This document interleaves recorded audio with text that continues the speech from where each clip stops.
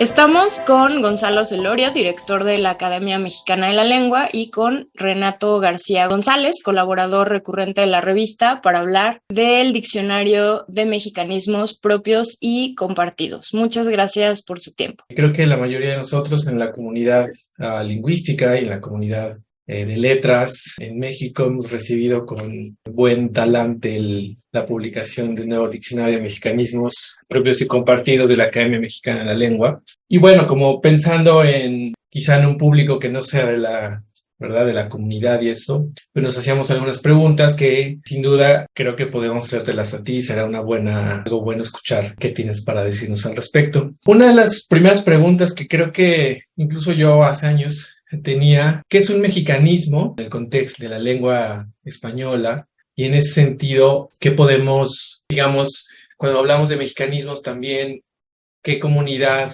sería la que está representada en un diccionario de mexicanismos? ¿No? Pensando también en lo grande que es un país como el nuestro, ¿no? Como México. Si tomáramos como definición mexicanismo aquellas voces o acepciones que se usan mayoritariamente en México y no se usan mayoritariamente en ningún otro país, nuestro diccionario habría quedado un tanto reducido, y hubiera quedado un tanto reducido porque no hay una correspondencia entre las fronteras políticas y las fronteras lingüísticas, técnicamente llamadas isoglosas. Puede haber más cercanía entre el español que se habla en Chiapas y el de Guatemala que entre el español que se habla en Chiapas y en Sonora, que a su vez puede ser más cercano al español que se habla en el sur de los Estados Unidos. De manera tal que este diccionario ha tenido que utilizar un subtítulo que yo creo que lo define, porque son mexicanismos propios y compartidos. Todos los que están consignados en este lexicón se usan en México, pero no todos exclusivamente en México, porque hay algunos que evidentemente se usan también en otros países, generalmente países fronterizos, países con los cuales hemos compartido una misma historia. No hay mayores diferencias entre el español del sur de México o del sureste mexicano y el de Centroamérica. Pertenecieron al virreinato y tuvieron por consiguiente una evolución lingüística muy similar a la que se operó en la Nueva España. Uh-huh. Entonces, bueno, es un diccionario que tiene, digamos, estas condiciones. No por eso lo hacen menos riguroso, sino lo hacen, bueno, un tanto flexible para dar cuenta de una realidad lingüística verdadera. Pensando ya en términos quizá un poco más prácticos, a raíz de esto que mencionas, bueno, el español de México pues no puede ser definido tan sencillamente, sino que trasciende las fronteras, ¿no? Tanto la norte como la sur. Quizá una pregunta interesante sería, ¿cuál es la necesidad, digamos, de tener este registro de un diccionario de mexicanismos? En primer lugar, actualizar los diccionarios de mexicanismos que han existido a lo largo de la historia, y en segundo lugar, porque creemos que este diccionario realmente hace un mapa lingüístico o léxico por lo menos, aunque también tiene muchos elementos fraseológicos y sintácticos, pero hace un mapa muy puntual de la manera en que se habla en México, teniendo en cuenta también que México es un país que tiene también su propia diversidad lingüística interior. No es exactamente igual el español del sureste que el del norte, no es exactamente igual el español que podríamos ubicar dentro de la norma culta, como se le llama a la norma más generalizada, más homogénea, más panhispánica, y la norma popular. Lo que me parece realmente muy importante de este diccionario, y esa es su gran aportación, es que de ninguna manera es un diccionario prescriptivo. Es decir, no hay ningún tipo de valoración, de censura, de exclusión en la manera en que se habla el español en México en los diferentes estamentos sociales, y también con marcas de carácter diatópico, porque, como decía, pues hay variantes dialectales.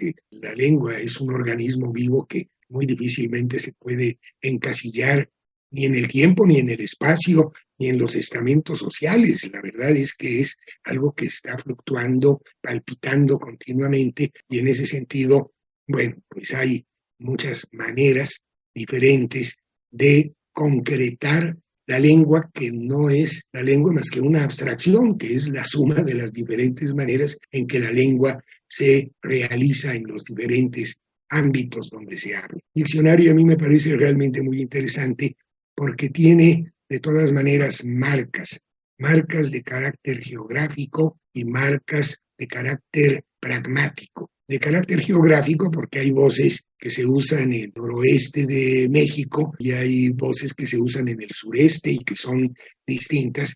Hay marcas entonces de carácter geográfico en este diccionario que van haciendo una especie de mapa geográfico dialectal muy interesante. Pero por otra parte, pues hay también marcas pragmáticas, y esas marcas pragmáticas pues son realmente indicadores de cómo, cuándo, dónde se usan estas expresiones o estas acepciones. Hay marcas que tienen que ver con lo coloquial, hay marcas que tienen que ver con lo malsonante, con lo vulgar, con lo culto, con lo festivo, etc. Lo que sí tiene este diccionario es un sentido no diacrónico, es un diccionario sincrónico. Eso me parece que es importante porque sí es un diccionario actual, es decir, hemos tomado aquí voces y acepciones que están vigentes y que de alguna forma han tenido presencia en las últimas 4 generaciones, no más, y por otra parte no hemos incluido voces de los últimos 5 años a la fecha, deliberadamente, porque hay voces que pueden obedecer a un capricho pasajero y que envejecerían nuestro diccionario de una manera muy rápida. Entonces, bueno, hemos tenido este cuidado. Es un diccionario sincrónico. Por otra parte, yo diría que es un diccionario incluyente en cierto sentido y diferencial en cierto otro sentido. Incluyente porque abarca también las voces que se usan en México, pero que pueden ser, como lo decía hace un momento, compartidas por otros países hispanoparlantes, pero al mismo tiempo es un diccionario diferencial muy particularmente con respecto al español de España, al español peninsular y más concretamente a la modalidad castellana. En ese sentido, pues sí es un diccionario que tiene mucho que ver con nosotros. La verdad es que, bien leído, este diccionario es más que un conjunto de voces y de acepciones aquí consignadas. Es también un mapa cultural, un mapa de la idiosincrasia mexicana. Es altamente sintomático y revelador de quiénes somos, de cuáles son nuestras grandes cualidades, cuáles son nuestros vicios, nuestras carencias, nuestras deficiencias. Bueno, es realmente un mapa que va más allá de la mera palabra, que va a abarcar también lo que la palabra significa en un sentido muy profundo, elementos realmente muy ricos, por ejemplo, la capacidad asociativa, discursiva, muy ingeniosa, el gran sentido del humor, pero al mismo tiempo que hay toda esta ingeniosidad tan brillante, tan creativa. Bueno, pues vemos que también en este diccionario asoman algunos vicios como el racismo, como discriminación particularmente a la homosexualidad femenina y masculina, machismo muy evidente. Hay un número considerabilísimamente más grande de voces referidas al sexo masculino que al sexo femenino, por ejemplo. Y al lado de eso, bueno, pues está nuestra riqueza cultural, nuestra riqueza gastronómica, etcétera, etcétera. Es realmente un diccionario que viene a ser un verdadero mapa de la idiosincrasia mexicana expresada a través de la palabra, que es pues quizás la expresión más privilegiada del ser humano. Mencionaste que no es un diccionario prescriptivo, sino más bien descriptivo, pues a mí me hace pensar en la controversia que siempre existe cuando vamos a un diccionario y no encontramos una palabra que alguien dice que está en uso y que no está en el diccionario. Entonces esa palabra no la puedes usar porque no está en el diccionario, no está definida, ¿no? Entonces sabemos que nos enfrascamos en discusiones absurdas en este sentido, ¿no? Entonces, bueno, aquí seguramente muchos lectores buscarán palabras que no encontrarán. Por ejemplo, yo busqué una que usan mucho en Puebla, varil, y no estaba, ¿no? En el del Colmex sí está, pero bueno. En este sentido, ¿cómo fue el proceso para elegir las palabras, ¿no? Lo suficientemente representativas del habla de México, ¿no? De todos estos Méxicos. ¿Cómo fue esta selección? ¿Recuerdas alguna palabra que haya quedado fuera por no cumplir con algún criterio? ¿Cómo se van a sentir representados los poblanos, los sonorenses, los chiapanecos? No sé, ¿nos puedes hablar un poco de esto? Sí.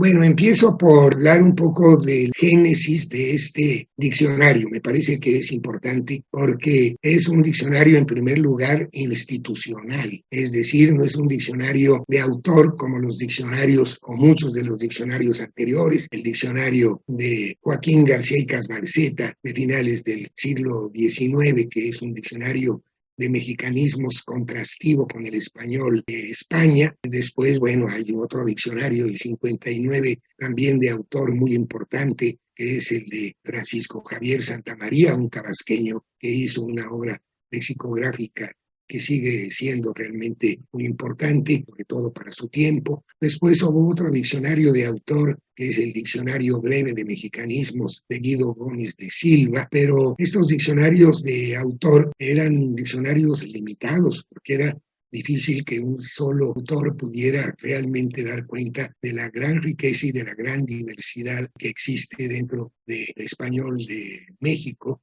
y de sus vinculaciones con otros países cercanos. Entonces, este es un diccionario institucional.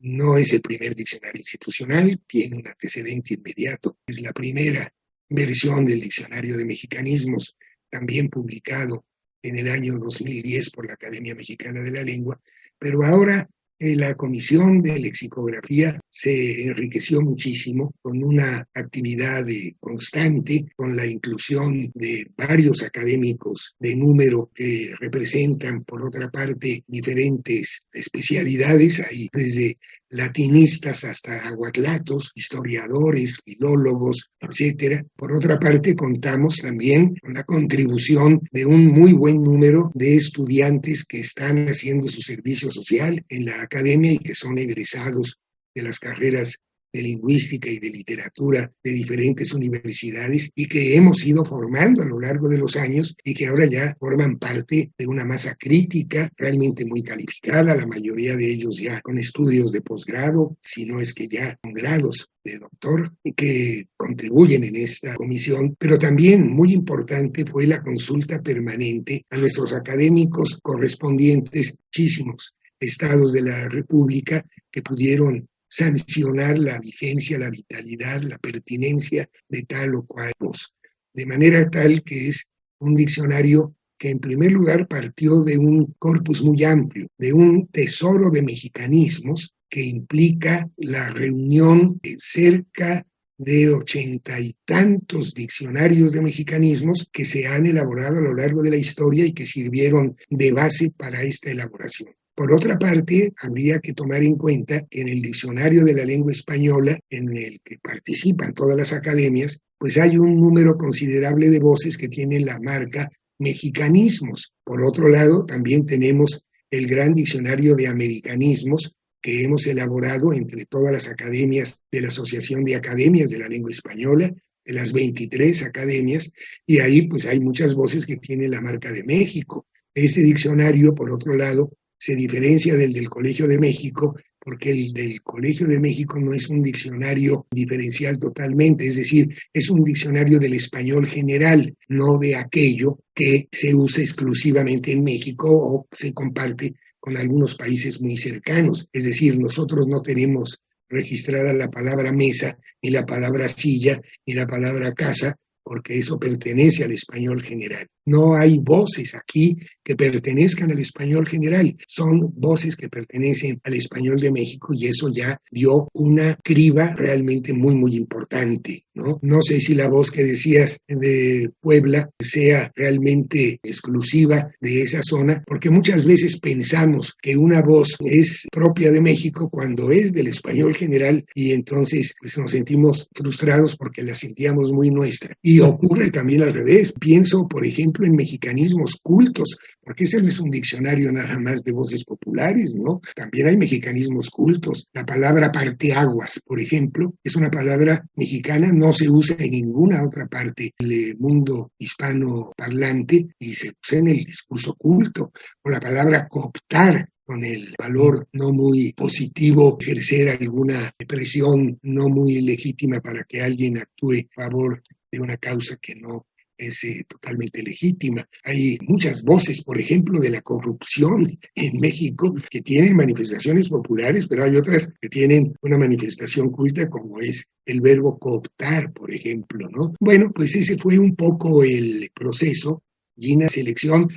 Pueden evidentemente faltar voces, ningún diccionario está concluido nunca. ¿Por qué? Pues porque la lengua es más grande que cualquier diccionario que la contiene. Pero me parecería interesante, por el espíritu de tu pregunta, hacer una diferenciación entre este diccionario y los diccionarios de la lengua española generales. El mayor de ellos, el prestigioso, el más consultado, tiene 1.000 millones de consultas al año, es el diccionario de la lengua española. Ese diccionario de la lengua española es un diccionario, en primer lugar, que aunque siempre se diga que es de la Real Academia Española, es un diccionario en el que contribuyen todas las academias de la lengua. Y hemos logrado algo muy importante, porque durante mucho tiempo se pensó que las voces que estaban ahí consignadas eran todas del español general y no había, por ejemplo, la marca de españolismos. Había mexicanismos, cubanismos, venezolanismos, argentinismos, pero no había españolismos, ¿no? Esa es una conquista de la Academia Mexicana,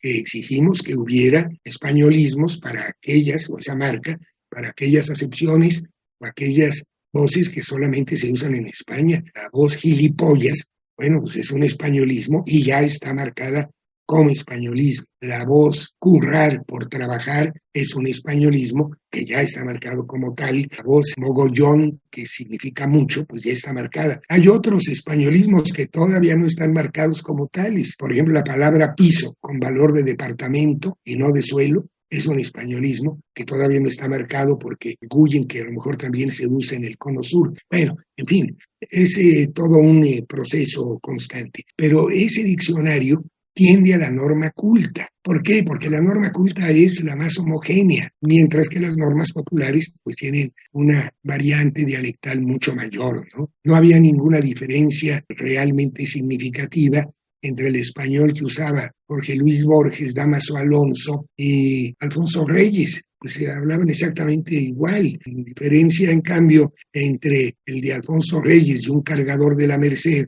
o el de Dámaso Alonso y un gitano del Sacro Monte, o la de Borges y algún desertor de la Pampa que habita los suburbios de Buenos Aires, pues era mucho mayor. Es porque la norma culta, en primer lugar, es más homogénea, y eso es lo que ha permitido que la lengua española siga siendo una sola lengua, a pesar de sus variantes dialectales, en 20 países. Bueno, eso es casi un milagro, La época colonial y en el siglo XIX se pensó que al español le podría pasar lo que le pasó al latín, que se diversificó en lenguas ininteligibles entre sí. Eso no ha ocurrido en el español, en buena medida gracias a las academias, por cierto, pero hay una lengua unitaria y se propende a la norma culta. Bueno, pues porque es una norma que además tiene mayor capacidad de abstracción y porque es la lengua no nada más homogénea, sino la lengua de nuestra expresión formal, la lengua de nuestra literatura en términos generales, de los medios de comunicación. Entonces, esos diccionarios, pues sí, aunque sean descriptivos, porque los verdaderos dueños de la lengua no somos los académicos, son los hablantes, y todo diccionario es descriptivo, pero por el solo hecho de representar o de consignar el uso normal que los hablantes utilizan en la lengua, al ser consignados, por un diccionario, pues adquieren un carácter de ejemplaridad que los vuelve de alguna forma implícita perceptivos, aunque no lo sean de origen. No sé si me explico. Aprovechando ahora lo que mencionabas acerca de la cuestión de la norma culta, una de las funciones de los diccionarios, en tanto que son bueno, se menciona también, ¿no? En el diccionario que tenemos ahora, la introducción, es una especie de fotografía, ¿no? De un momento. También quisiera conectar y saber cuál es tu opinión. La idea de que los diccionarios tienen además esta función estandarizadora, ¿no? En este caso del léxico. Yo me preguntaba en ese sentido y pensando en lo que nos dices de la norma culta y demás, pero también reconociendo, ¿no? La riqueza que ya nos mencionabas, tanto de estratos sociales, diatópicos, diastráticos, diafásicos incluso, ¿no? ¿Qué tiene en mente la academia cuando piensa en el objetivo de la estandarización del español de México, es decir, de los mexicanismos? ¿Qué es lo que se buscaría en este caso? ¿Hacia dónde va esa idea en este diccionario? La idea rectora es que las variantes dialectales de la lengua española no van en detrimento de la unidad de la lengua española, sino que la enriquecen, la matizan y le dan una mayor amplitud. Yo creo que eso es muy importante. Durante mucho tiempo se pensó, como es natural, por razones meramente históricas, por razones de edad, que el español que se hablaba en la península ibérica era el español paradigmático y que el español que se hablaba en la periferia de aquel antiguo imperio, pues era el español que corría el peligro de la corrupción, que era un español un poco de segunda clase, digamos, un español periférico, un español que podía ser fácilmente desvirtuado.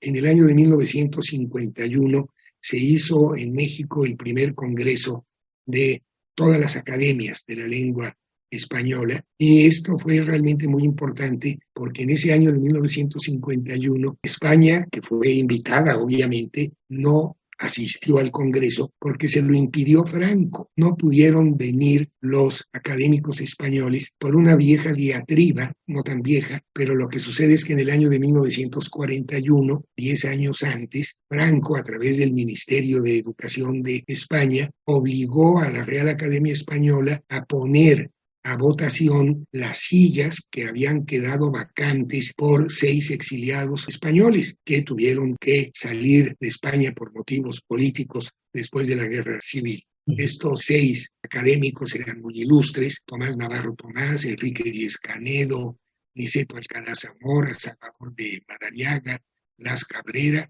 e Ignacio Bolívar, que creo que ya dije a los 6. Pero la Real Academia Española, la verdad, muy meritoriamente, con un costo político y financiero muy alto, no sometió a votación la ocupación de esas sillas que quedaron vacantes, y no lo sometió a votación hasta que murieron en el exilio la mayoría de aquellos. Uno no murió en el exilio, que fue Salvador de Madariaga, que cuando se fue al exilio todavía no pronunciaba su discurso de ingreso, y lo pronunció 30 y tantos años después. Eso fue maravilloso cuando pudo regresar a España después de la muerte de Franco. Entonces España no vino a ese congreso, y ese congreso fue muy importante porque entonces se plantearon, sin la presencia de España, las relaciones que debería haber entre las academias hispanoamericanas y la de Filipinas, que ya estaba fundada, con respecto a la Real Academia Española. Y entonces ahí cambió la relación filial que tenían las academias que se empezaron a fundar siglo y medio después que la Real Academia Española, relación que tenían, esa relación filial, por una relación más bien fraternal, en pie de igualdad. Ahora, eso, la verdad, quedó un poco en el papel. Se creó la Asociación de Academias de la Lengua Española, muy importante. Obviamente que cuando ya se creó la Asociación de Academias de la Lengua, ya España se sumó, porque ya no era México, este país agresivo con respecto a la dictadura franquista, la que solicitó su presencia, sino todos los países hispanoparlantes, y entonces ya España es miembro de la asociación, y no nada más eso, el director de la Academia de la Lengua es ex oficio el presidente de la asociación, aunque el secretario general es elegido por todas las academias y no puede ser España. Eso es muy importante porque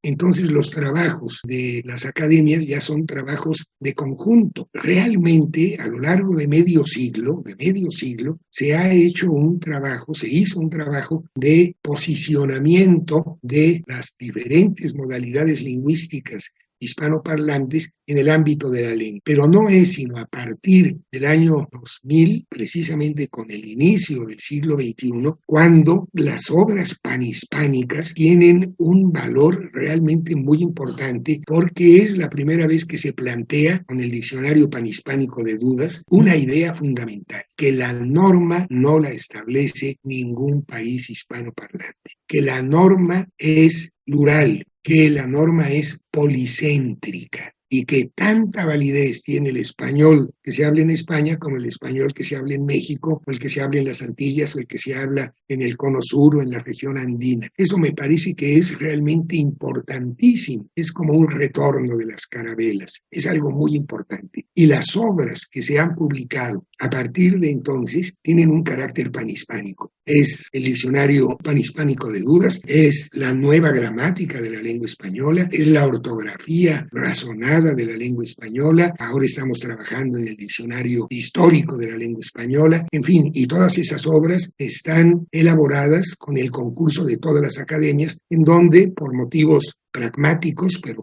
que se corresponden bastante bien a las isoglosas del español, pues ahí hemos dividido en 6 áreas la lengua española, y estas 6 áreas pues tienen comisiones interacadémicas para poder enfrentar estas tareas que ahora por primera vez realmente son panhispánicas. Por otra parte, yo también haría una diferencia entre el carácter descriptivo que tiene el diccionario y que tiene la gramática también, a diferencia del carácter normativo que tiene la ortografía, por ejemplo. Eso yo creo que sí es importante. El diccionario, bueno, pues es descriptivo, es como se usa la lengua, fundamentalmente la norma culta, el amplio territorio de la lengua española. La gramática también. A mí me tocó elaborar personalmente el canon literario de todos los países hispanoamericanos para que los ejemplos que se usan en la nueva gramática de la lengua española procedan de textos literarios de todo el mundo hispanoparlante. Eso me parece que es realmente muy, muy importante.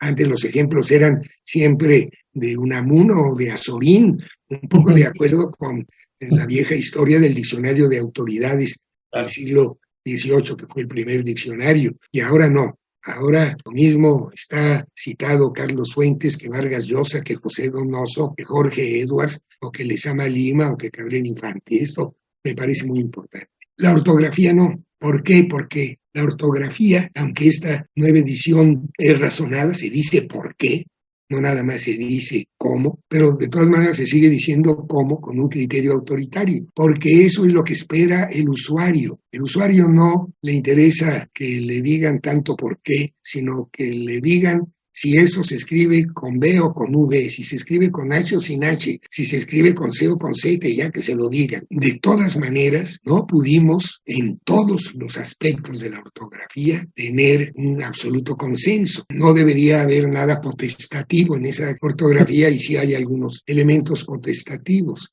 Por ejemplo, la coma o el punto para dividir números enteros de números fraccionarios. En la mitad de los países, México incluido, se dice 18.5%. En la otra mitad de los países se dice 18,5%. No hay manera de poner una regla unitaria, y entonces eso se dejó abierto al uso de cada país, como si está abierta la gramática y el léxico, ¿no? El diccionario. Y hay puntos así, y nosotros en nuestra comisión de consultas, en la medida en que el español es más local, también puede haber variantes ortográficas de uso más ambivalentes, ¿no? Plurales. La Academia Mexicana, bueno, no podemos decir realmente con autoridad si se debe de escribir Huarache con H o con G, o si se debe escribir Sensontle con TZ o sin TZ, sobre todo en los indigenismos, ¿no? Y entonces ahí, bueno, dejamos realmente a la potestad del propio usuario y validamos ambas formas como correctas. Y ya para terminar, a ti, Gonzalo Celorio, yo sé que es una pregunta difícil y no voy a decir cuál fue tu palabra favorita de estas casi, no sé,